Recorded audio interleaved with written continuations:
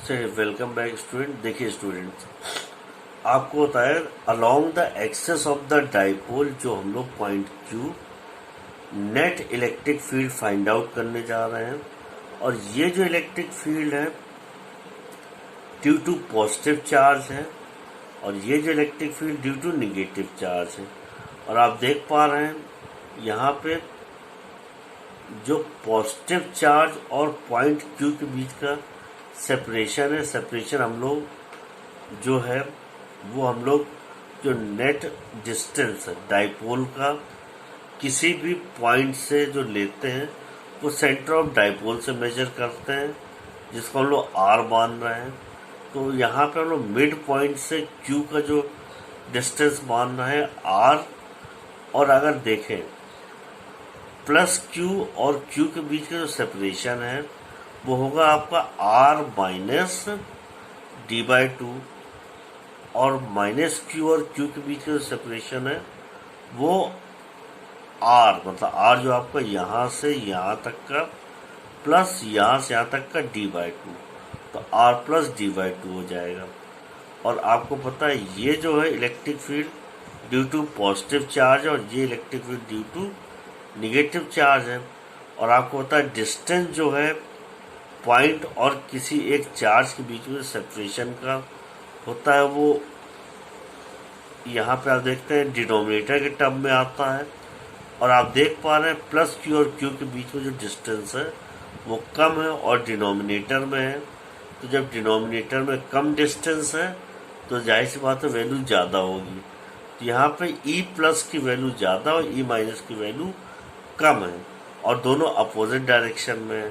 तो इसका मतलब जो नेट इलेक्ट्रिक फील्ड है वो पॉजिटिव डायरेक्शन की तरफ को होगी, मतलब ई प्लस की तरफ होगी।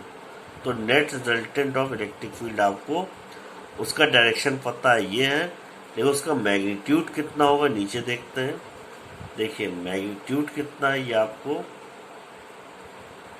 पता चल जाएगा। Along the axis of dipole point Q की बात करते हैं तो देखिए ई प्लस जो मैग्नीट्यूड है यहाँ R minus D by two से डिवाइड हो रहा है और ई माइनस को R plus D by two से डिवाइड हो रहा है। तो ये क्वांटिटी यहाँ पे कम है और ये ज़्यादा है। तो जब कम क्वांटिटी से डिवाइड करेंगे तो ये वाली वैल्यू ज़्यादा है और जिस तरफ ज़्यादा उसी तरफ नेट रिजल्टेंट होगा। तो आप देख पा रहे हैं ई की जो वैल्यू है वो E plus minus E minus की वजह से होगी। तो नेट रिजल्टेंट की वैल्यू आप यहाँ पे इनकी वैल्यूज पुट कर देंगे।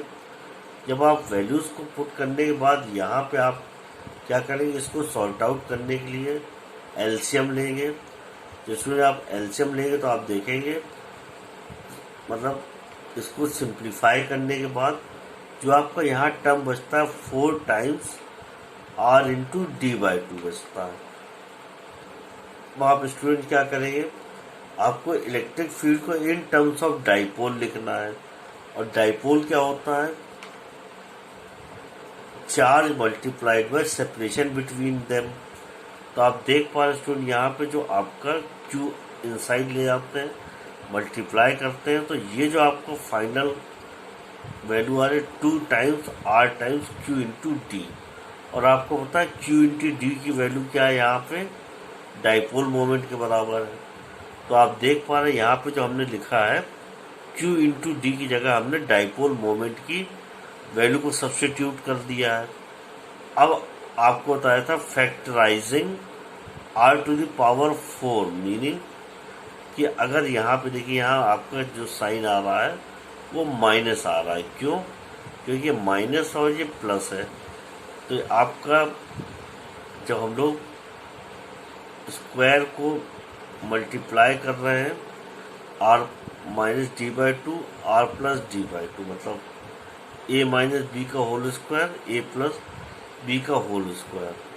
तो आपका ये आ रहा है A square minus B square का होल स्क्वायर आ रहा है। तो आप देखिए, तो यहाँ पे देखिए स्टूडेंट ये आपका मैथमेटिकल टर्म है। इतना आपको क्लास 12 के लेवल पे सिंप्लीफाई करना आना चाहिए। अगर आप नहीं आ रहा है तो आप इसको कैलकुलेट करने की कोशिश कीजिएगा। अगर नहीं आता तो हम आपको सॉल्व करके नेक्स्ट वीडियो में एक्सप्लेन कर देंगे। तो देखिए, जो हमारा आफ्टर सोल्यूशन जो वैल्यू आ रही, ये 2 टाइम्स आर इंटू पी, और पी की वैल्यू क्या होती है, क्यू इंटू टी। अब हमें क्या करना है, इस नीचे वाले टर्म को फैक्टराइज करना है, तो सिंप्लीफाई करना है। तो सिंप्लीफाई करना है, आप यहाँ से R to the power 4 common लेंगे। क्यों, आर स्क्वायर अंदर तो है ही और पावर 2 भी बाहर है, तो इसलिए आपको जब आर कॉमन लेंगे तो आपका r to the power 4 common आएगा। तो अब स्टूडेंट देख पा रहे हैं, अब r to the power 4 common आ गया आपका यहाँ पे। अब आप डी बाई 2r को इग्नोर कर सकते हैं। क्यों, क्योंकि वो कंपेरेटिव टू 1 बहुत स्मॉल क्वांटिटी है। तो स्टूडेंट अब आप देख पा रहे हैं यहाँ पे हमने इग्नोर किया, हमारी वैल्यू जो अब आ रही है 2pr आ रही है यहाँ पे। तो जो नेट इलेक्ट्रिक फील्ड है वो इन टर्म्स ऑफ डाइपोल आ रही है 1/4πε 2p/r³। और इन वेक्टर फॉर्म हम लोग लिख सकते हैं E bar equal to 1/4πε0 into 2p/r³।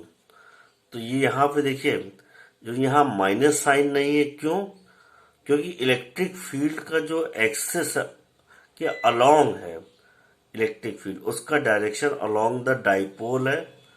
तो ये देखिए यहाँ पे ये नेट इलेक्ट्रिक फील्ड है, डाइपोल मोमेंट के अलोंग है, इसलिए सेम डायरेक्शन है, तो पॉजिटिव से शो किया गया है। और आप देख पा रहे हैं परपेंडिकुलर डायरेक्शन में जो ई का जो डायरेक्शन है वो डाइपोल मोमेंट के अपोजिट है, तो इसलिए हमें ई का डायरेक्शन माइनस टाइम्स पी लेना पड़ेगा। तो आप देख पा रहे हैं स्टूडेंट यहाँ पे वेक्टर फॉर्म में जो इलेक्ट्रिक फील्ड है वो आपकी माइनस टाइम्स है, और माइनस साइन यहाँ पे आपका डायरेक्शन शो कर रहा है। और अगर अलोंग द एक्सिस की बात कर रहे हैं तो यहाँ पे आप देख पा रहे हैं ये आपका पॉजिटिव साइन है। और एक चीज आप और नोटिस करेंगे स्टूडेंट्स, यहाँ पे 2 टाइम्स पी है अलोंग द एक्सिस, और परपेंडिकुलर डायरेक्शन यहाँ पे simply P times, but direction opposite है। तो ये डिफरेंसेस आपको नोट रखते हैं। और नीचे की वैल्यू आप देख पा रहे हैं r³ आ रही, मतलब जो सेपरेशन की न्यूमेरिकल वैल्यू है वो आपकी r³ करते हैं। और आप जब किसी सिंपल, जो आपने सिंपल कॉन्सेप्ट किया वहां पे सिस्टम ऑफ 2 चार्जेस रखे थे, तो वहां पे आर स्क्वायर ही आ रही थी, बट वहां पे डाइपोल मोमेंट नहीं था। जब डाइपोल मोमेंट यूज करते हैं तो r³ की वैल्यू यूज करनी होती है। और इसमें जब आप न्यूमेरिकल सॉल्व करेंगे डाइपोल मोमेंट के, तो ध्यान रखेंगे कि आप लोग अगर डाइपोल मोमेंट के न्यूमेरिकल मीनिंग, अगर डाइपोल के न्यूमेरिकल सॉल्व कर रहे हैं तो इलेक्ट्रिक फील्ड जब भी फाइंड आउट करेंगे, चाहे परपेंडिकुलर डायरेक्शन में है चाहे अलोंग द एक्सिस, आप हमेशा पी की वैल्यू यूज करेंगे, तभी आपका आंसर करेक्ट आएगा। और स्टूडेंट आपको ये फाइंड आउट करना आना चाहिए कि हम डाइपोल की बात कर रहे हैं या सिस्टम ऑफ चार्जेस की बात कर रहे हैं। स्टूडेंट जब भी डाइपोल की बात कर रहे होंगे तो जो चार्जेस के बीच में जो सेपरेशन दिया होगा या तो वो आपका मिलीमीटर में गिवन होगा, और अगर सिस्टम की बात कर रहे होंगे तो जो सेपरेशन होगा जो सेपरेशन होगा वो आपका सेंटीमीटर के फॉर्म में दिया होगा। तो जब भी मिलीमीटर के फॉर्म में दिया तो आप ये समझेंगे हम डाइपोल की बात कर रहे हैं। और डाइपोल की वैल्यू हमेशा डाइपोल मोमेंट टर्म यूज करके ही फाइंड आउट करेंगे, तभी कन्वीनियंटली आपकी वैल्यूज आ पाएंगी। तो स्टूडेंट इस लेक्चर में यहाँ तक ही रखते हैं। अब आप एक चीज नोटिस कर पा रहे हैं स्टूडेंट्स इस वीडियो में,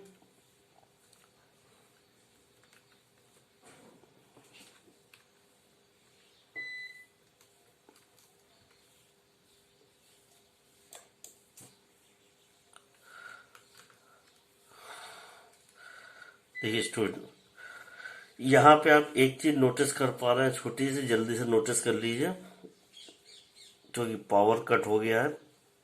तो देखिए स्टूडेंट्स, यहाँ पे आप नोटिस कर पा रहे हैं जो electric field due to dipole है वो आर क्यूब के टाइम्स फॉल हो रही है। मतलब जो इलेक्ट्रिक फील्ड है, आप जैसे ही डाइपोल से दूर जा रहे हैं डिक्रीज हो रही है टू द पावर 3 टाइम्स।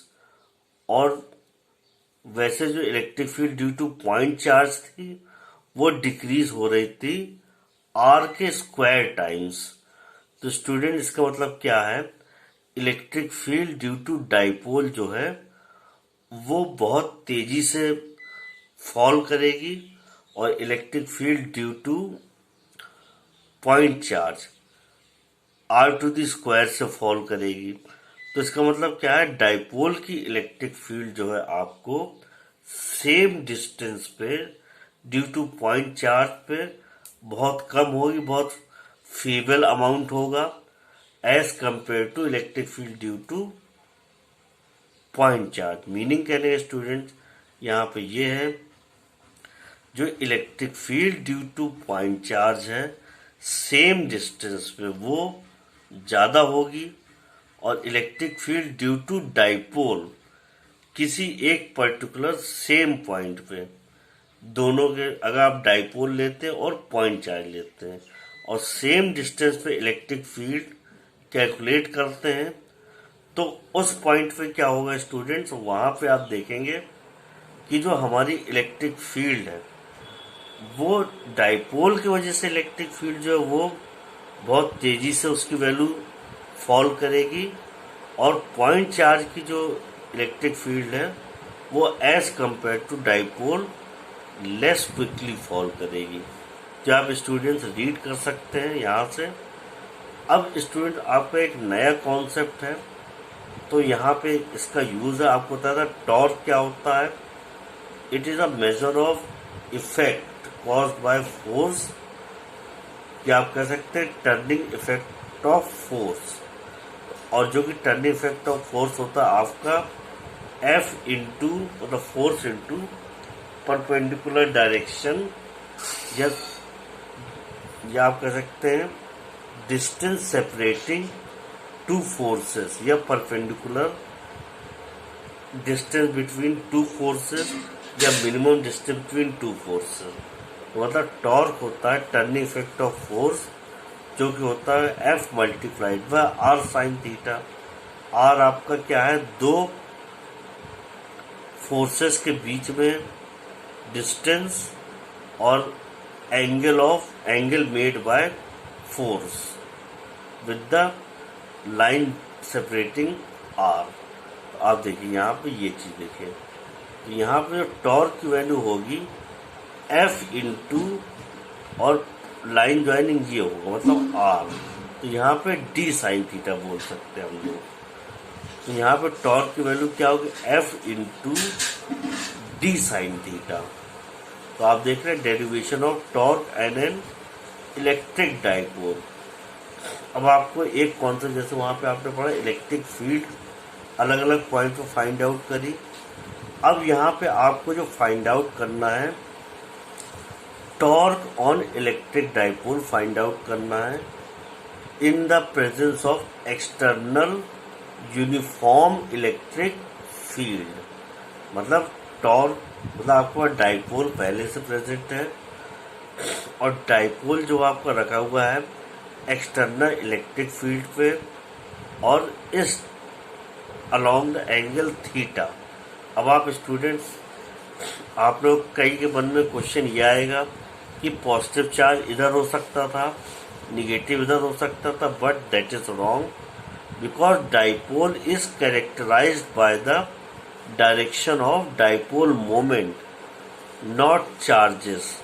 और आपको पता है कि जो डाइपोल मोमेंट है वो आपका -q2 + q होता है, और आपका एंगल हमेशा मेजर किया जाता है एंटी क्लॉकवाइज।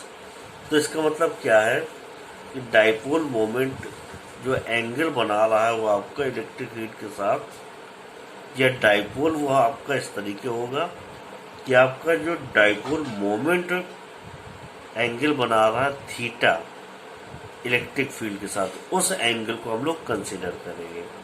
तो अब आप देख पा रहे हैं स्टूडेंट्स, यहाँ पे जब हम लोग डेरिवेशन कर पा रहे हैं तो ये जो इलेक्ट्रिक फील्ड है इसके वजह से इस चार्ज पे फोर्स कितना लग रहा होगा, और आपने पढ़ा Q इंटू ई, यहाँ प्लस Q इंटू ई, और प्लस चार्ज पे जो फोर्स लगता है उसका direction along the electric field के डायरेक्शन में होता है। तो आपका इलेक्ट्रिक फील्ड का जो डायरेक्शन है वो ये है, और आपका प्लस Q इंटू ई डायरेक्शन इधर है टुवर्ड्स राइट। और यहाँ पे आप देख पा रहे हैं माइनस Q चार्ज पे जो फोर्स एक्सर्ट कर रही है इलेक्ट्रिक फील्ड की वजह से, उसका डायरेक्शन है टुवर्ड्स लेफ्ट। अब आप देख पा रहे हैं यहाँ पे दो फोर्सेस हैं जिनका मैग्नीट्यूड तो इक्वल है, that is Q into E, but ये दोनों फोर्सेस क्या हैं, किसी सर्टेन डिस्टेंस से सेपरेटेड है, और वो सर्टेन डिस्टेंस क्या है, आपका होना चाहिए परपेंडिकुलर डायरेक्शन में होना चाहिए, और परपेंडिकुलर जो डिस्टेंस है दोनों के बीच का वो क्या है, ठीक है। जो हम लोग डिस्टेंस लेते हैं स्टूडेंट्स वो आपका होता है यहाँ पे plus means perpendicular distance between two forces, और यहाँ पे perpendicular distance between two forces क्या है, डी साइन थीटा होगा। तो यहाँ पर टॉर्क की वैल्यू क्या हो जाएगी, किसी एक फोर्स का magnitude that is Q into e, और दोनों के बीच का परपेंडिकुलर डिस्टेंस। तो आप देख पा रहे हैं स्टूडेंट, प्लस के वजह से फोर्स प्लस Q ई है, और माइनस की वजह से माइनस Q ई है। माइनस और प्लस डायरेक्शन शो कर रहा है, ये वाला जो प्लस है ये अलोंग द फील्ड डायरेक्शन है, और ये माइनस है अपोजिट टू द फील्ड है। और अगर कंपोनेंट्स की बात करें फोर्स की तो Q ई साइन थीटा हो जाता है, और मल्टीप्लाई करते तो आपका टॉर्क क्या है, force into distance separating forces. Force आपका है Q ई, और परपेंडिकुलर डिस्टेंस आपका डी साइन थीटा है। तो आपका जो टॉर्क हो जाता है एक्टिव ऑन डाइपोल, उसकी वैल्यू हो जाती है D into Q into E sine theta. और आपको पहले पता है कि जो डाइपोल मोमेंट होता है उसकी वैल्यू होती है value of one of the charges, that is magnitude of the one of the charges into distance between them, मतलब Q इंटू डी या D इंटू Q की जो वैल्यू होती है वो P के मैग्नीट्यूड की इक्वल होती है। तो आप यहाँ पे P की वैल्यू रख देंगे, तो डाइपोल पे जो लगने वाला टॉर्क है वो हो जाएगा आपका P into E sine theta. तो आप देख पा रहे हैं यहाँ पे देखिए टॉर्क की जो वैल्यू है P into E sine theta होगा। और आपको स्टूडेंट बताया था टॉर्क की जो हम लोग डायरेक्शन फाइंड आउट करते हैं, हम लोग फोर्स के अलोंग रखेंगे अपनी फिंगर्स को, और अलोंग द P हम लोग क्या कर रहे हैं, अपनी फिंगर्स को रोल करेंगे। या आपने स्टडी कर रखा है, अपनी फिंगर्स को हम लोग रखते हैं in the direction of R, और तो स्टूडेंट्स ये आपको नेक्स्ट लेक्चर और क्लियर हो जाएगा। स्टूडेंट देखिए, जो हम लोग यहाँ पे एंटी क्लॉकवाइज रोटेशन अगर होता है तो हम लोग पॉजिटिव साइन लेते हैं, और अगर रोटेशन क्लॉकवाइज हो रहा होता है तो हम लोग निगेटिव साइन ले रहे हैं। तो देखिए यहाँ पे आप देख पा रहे हैं एंटी क्लॉकवाइज अगर रोटेशन हो रहा होता डाइपोल का तो हम लोग लेते पॉजिटिव साइन, क्यों F क्रॉस R करते तो आपका पॉजिटिव आ रहा था, लेकिन यहाँ पे जो रोटेशन हो रहा है वो आपका क्लॉकवाइज हो रहा है। जब क्लॉकवाइज रोटेशन हो रहा है तो आपको माइनस साइन लेना पड़ेगा। तो आप हमेशा याद रखेंगे जो डाइपोल पे जो टॉर्क लग रहा होता है वो माइनस टाइम्स आपका P into E sine theta होता है, या आप ये कह सकते हैं torque equal to P cross E। P आपका वेक्टर क्वांटिटी है, क्रॉस इलेक्ट्रिक फील्ड भी आपकी वेक्टर क्वांटिटी। आप कह सकते हैं टॉर्क आपका वेक्टर टर्म में डिफाइंड है P क्रॉस E, और टॉर्क का मैग्नीट्यूड आपको होता है PE साइन थीटा। तो स्टूडेंट आपको ये ध्यान रखना है, जो यहाँ पे सिंपल सा डेरिवेशन है स्टूडेंट्स, ये अक्सर एग्जाम में आ जाता है। तो आपको ध्यान रखना है ये जो मैग्नीट्यूड है हम लोग को टॉर्क डिफाइन करना due to electric dipole in terms of dipole moment, not charge. क्योंकि डाइपोल की बात है, जब भी डाइपोल की बात करेंगे डाइपोल मोमेंट के टर्म में ही क्वांटिटीज को डिफाइन करना है, तभी आपका आंसर करेक्ट माना जाएगा। और ये डेरिवेशन आपको होता है torque force into distance separating forces, और फोर्स आपका है QE, डिस्टेंस सेपरेटिंग फोर्सेस आपका D साइन थीटा, और आपका P होता है Q इंटू डी। तो Q इंटू डी की जगह आपने रख दिया PE, और यहाँ पे रोटेशन क्लॉकवाइज हो रहा है, इसलिए टॉर्क की वैल्यू माइनस है। और जब वेक्टर फॉर्म में लिखेंगे तो स्टूडेंट हम लोग इसको लिखेंगे P क्रॉस E, और जब इसका मैग्नीट्यूड लेना होगा तो magnitude of cross product of P into E करेंगे, तो जो कि आता है PE साइन थीटा। और अगर इसी टर्म को अगर देखिए, अगर हम लोग जल्दी से समराइज करते हैं इन शॉर्ट, तो देखिए the measure of force that causes an object to rotate about an axis known as torque, ये आपको सभी को पता है। अब यहाँ पे हम लोग बात कर रहे हैं pair of electric charge with an equal magnitude but opposite character separated by a small distance d is known as electric dipole. आपको टॉर्क की डेफिनेशन पता है, इलेक्ट्रिक डाइपोल की पता है। और देखिए force of magnitudes are equal, मतलब जो फोर्स का मैग्नीट्यूड्स है इक्वल है और वो किसी डिस्टेंस d से सेपरेटेड है। क्यों? क्योंकि आपका डाइपोल जो है वो दो चार्जेस सेपरेटेड है d डिस्टेंस पे। तो इसका मतलब क्या है, उन पर जो लगने वाला फोर्स है वो सेपरेटेड है, और तो इसलिए सेपरेटेड है तो वो टॉर्क फॉर्म करेंगे, और टॉर्क फॉर्म करेंगे तो इलेक्ट्रिक डाइपोल जो टॉर्क एक्सपीरियंस कर रहा है वो यूनिफॉर्म इलेक्ट्रिक फील्ड में है। तो यूनिफॉर्म इलेक्ट्रिक फील्ड में जब भी डाइपोल कितना टॉर्क फील करेगा, या torque on electric dipole in a uniform electric field की बात करते हैं, तो उसकी वैल्यू आती है टॉर्क की मैग्नीट्यूड की बात करें तो torque equal to P cross E, मतलब जो टॉर्क की वैल्यू है P क्रॉस E के बराबर होती है, और ये डाइपोल मोमेंट है और ये आपका इलेक्ट्रिक फील्ड है। तो आपका torque acting on electric dipole is cross product of dipole moment and electric field, और उसका मैग्नीट्यूड होता है आपका P into E sine theta. ये आपका सिंपल सा डेरिवेशन था। तो आई होप स्टूडेंट्स कि अब आप लोग चैप्टर 2 के ये कॉन्सेप्ट बार बार पढ़िएगा जब तक आपको क्लियर नहीं हो जाते हैं।